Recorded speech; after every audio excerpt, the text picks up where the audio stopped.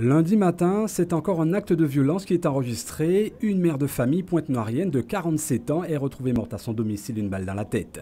Ce fait divers plonge une fois de plus la Guadeloupe entière dans la stupeur, d'autant plus que le vendredi soir à Rivière-Sansa-Gourbert, la Guadeloupe était déjà frappée par un autre drame.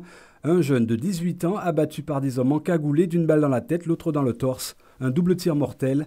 L'enquête est en cours, confiée à la section de recherche de la gendarmerie. Meurtres, drames conjugaux, cambriolage en série, violence à répétition, voilà le schéma d'une délinquance gratuite enregistrée au quotidien. Aucune région aujourd'hui ne semble épargnée, l'inquiétude atteint son paroxysme. C'est inquiétant, des phénomènes de violence qui sont particulièrement graves. Sur l'ensemble de l'année, on a le même nombre d'affaires criminelles en 2012 qu'en 2011. 19 exactement sur le ressort de Basse-Terre, qui comprend aussi Saint-Martin, hein, les îles du Nord. Mais c'est vrai qu'on a un transfert, je dirais, statistique des affaires qui touchaient Saint-Martin en 2011. On en avait une dizaine pour l'année et on n'en a que 2 pour l'instant sur Saint-Martin, alors qu'on en a désormais 13 pour des affaires criminelles sur la Basse-Terre et simplement 2 sur Saint-Martin en 2012. Donc on a des affaires graves qui touchent, je dirais, un territoire qui jusqu'à présent était considéré peut-être à tort comme étant relativement calme. Les chiffres sont là, la réalité du terrain traduit bien une violence désormais sans limite.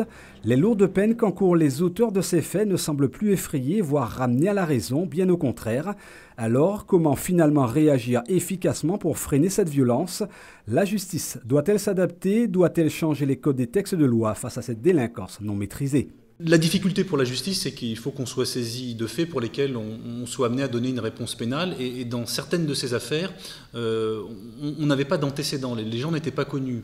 L'affaire la plus récente, qui est un drame familial, a sans doute été perpétrée sur un fond de difficulté ou de rancœur dans un couple. Mais c'est un couple pour lequel on n'avait pas d'antécédents, pas de dépôt de plainte au niveau des services d'enquête. Donc pour la justice, on intervient sur une première affaire et il est bien évidemment très difficile d'anticiper et d'empêcher un geste qui est presque imprévisible.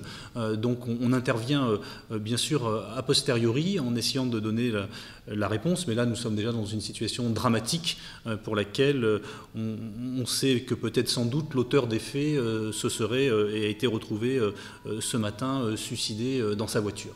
Meurtre par arme à feu ou arme blanche, le problème est entier. La spécificité dite ilienne de la Guadeloupe pose la problématique des points d'entrée de ces armes justement difficiles à maîtriser.